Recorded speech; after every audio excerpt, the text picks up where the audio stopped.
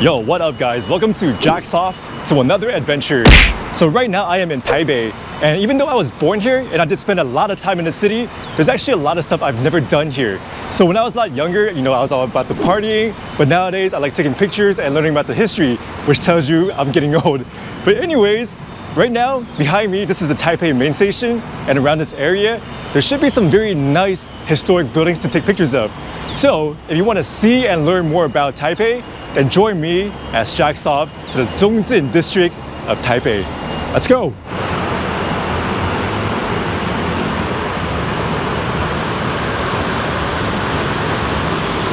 In case you're wondering if Taipei has homeless people, yes they do. Not much though, but they're usually congregated in this main station area. So after about 5 minutes of walking from the main station, we've reached our first point of interest. Check it out, right there. The North Gate, built from the Qing Dynasty. Let's get closer and let's go talk about it, but check it out. An old style architecture in the midst of skyscrapers, or skyscraper. So back when Taiwan was still part of the Qing Dynasty, the Qing government wanted to build a city within the wall to serve as the capital of Taipei Prefecture. And in turn, they built several gates and a wall that surrounded the city. And this is the North Gate, the Chengenmen. And based on what I know, this is the only original one. The rest were destroyed and reconstructed or remodeled. Some are gone, but this is the original one, the North Gate of old Taipei.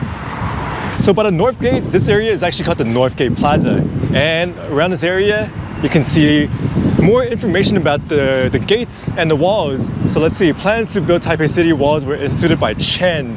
That's right, I'm probably related to him. Sellouts! But check it out, this is how it used to look like. The walled city of Taipei, and yeah, very Qing style architecture. And there's more stuff over here. Let's go take a quick look. Key figures in the construction of Taipei City Wall. Check it out, handsome fellas. And my great uncle probably, Chen Xingzhi. Although I don't look anything like him, I look more handsome, right guys? Come on. So that yellow building right there is an old post office, I reckon. Pretty cool. You have the old city gates, an old post office, very nice clouds, and some big buildings. And since we're here, we might as well walk through it. So I can officially say I have walked through the North Gate here in Taipei. Woo! And from here, you can actually see the 101 right here. Once upon a time, the world's tallest building. So just imagine over 150-ish years ago, I can't do math right now, in 1884, there used to be a lot of activity going on here by the North Gate. And nowadays, there still is actually a lot of activities. Although they're not here for the gates, they're here for other stuff. I mean, there's still a few gate enthusiasts every now and then, myself included. So I do want to say the North Gate is probably the most significant one. I think we spent enough time here. Let's go check out the rest. Gotta go find them first though. Oh, I've never noticed this, but they have these in Taiwan too. Security cameras from the police. Oh, next to a cute corgi and a cat. Yo, cops watching you here too. And I also had no idea Taiwan still uses payphones. Wow, you don't see these in the US anymore. And check it out. 迎接数学. That's right. Asian people love math. Let's go. So earlier I mentioned that a lot of these gates were torn down except for the north one.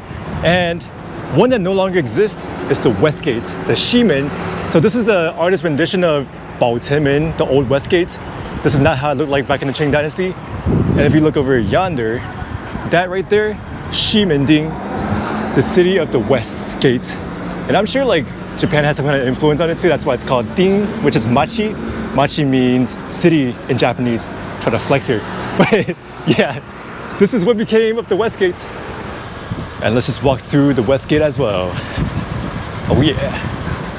Actually, I know jaywalking is frowned upon here in Taiwan, but check out this thing. This used to be the old West Gate, so now it's a miniature now. This is how it used to look like. The Baochengmen, and it tells you more about, it used to be in this area, but during the Japanese occupation, they tore it down. They wanted to renovate the city. Really cute. Wow. Take a look from the other side.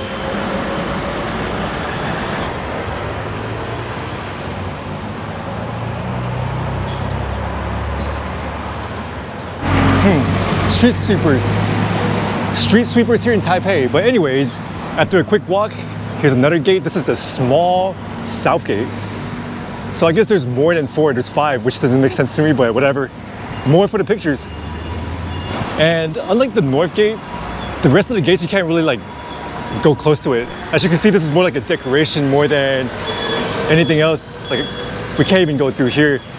And guys, this is not the original one, even though it looks very nice. This is a reconstructed, remodeled one. If you guys know me, I do have OCD, so I find it really hard to believe they have 2 south gates. This one looks just like the other one, the small south gate. I don't know why they have 2 of them, but if I was in charge, if I were to be in charge of the one to build a city within the wall, it would be a square, 4 directions only. So somehow they managed to have 2 gates, 2 south gates. And once again, it's more like a decoration. You can't really go there. Shame. Yo, check it out. Fei Lao Ban, Fat Boss. I think they sell lamb over here, but they're closed though. Aww. I want to see the boss. So after a short walk, I think we've made it, guys. The last gate, check it out. Right there, the east gate. And call me crazy, but doesn't it look similar to the other 2 south gates? Or maybe, you know what? Maybe I'm a gate racist. They all look the same. But yeah, again, it's like a city ornament or decoration. You can't really get close to it. They even fence it off. So it's not like really tourist friendly. It's more like just take a picture from far away and go away, guys. So in terms of the ancient gates, well, they're actually not that ancient. They're from the Qing Dynasty, like 150 years ago. I think that's about it.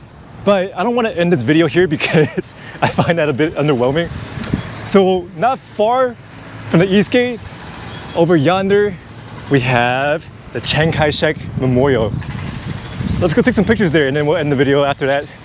And right across from the Chiang Kai-Shek Memorial, you have the National Central Library.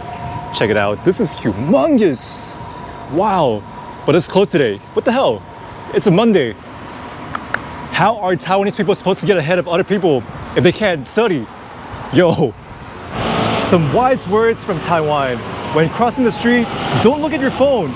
It's hard to get hit by a car if you're not looking at your phone while crossing the street. That's more like something Confucius will say. Confucius say, when crossing the street, don't look at phone. Damn, these pigeons don't give a crap. They're so used to people now. But check it out.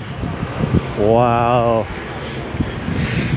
For those of you who don't know who Generalissimo Chiang Kai-Shek was, I'll get into that later. I'm not here for the politics, I'm just here for the architecture. So let me just wow for the architecture first.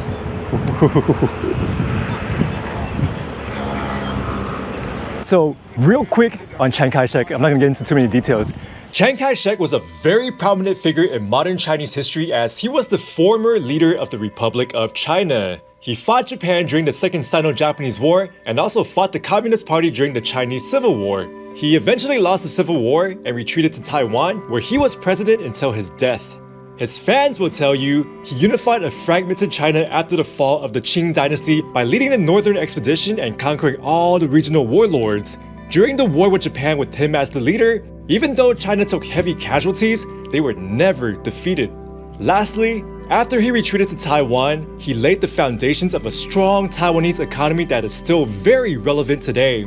His haters will tell you, after the fall of the Qing Dynasty, Chiang was a power-hungry warlord who wanted the country all to himself. During the war with Japan, even though China was never defeated, he was incapable of protecting his people as they suffered way too many casualties. Of course, he lost the Civil War, so he's a loser! Lastly, once he took over Taiwan, he was a dictator who imposed martial law upon the island. Obviously, there's way more to Chiang Kai-Shek, but I'm not a fanboy nor hater, I'm just here to take some pictures.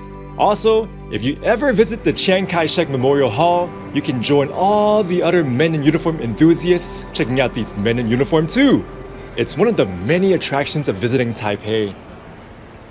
Alrighty, so after checking out the Chiang Kai-Shek Memorial, I think this is a great place to end this video, and it's been fun. Earlier we got to see some ancient history of Taiwan, well not too ancient, and then we ended it here with some modern but not too modern history of Taiwan. And trust me, there's still a lot to be seen here, and hopefully one of these days I'll come back here and do another Taiwanese pilgrimage so I can show you guys more of the place I came from. As for today, we took a lot of pictures, and that's the main purpose, and it was a success. So thank you guys for watching. I hope you guys enjoyed it. Until next time, jacks off.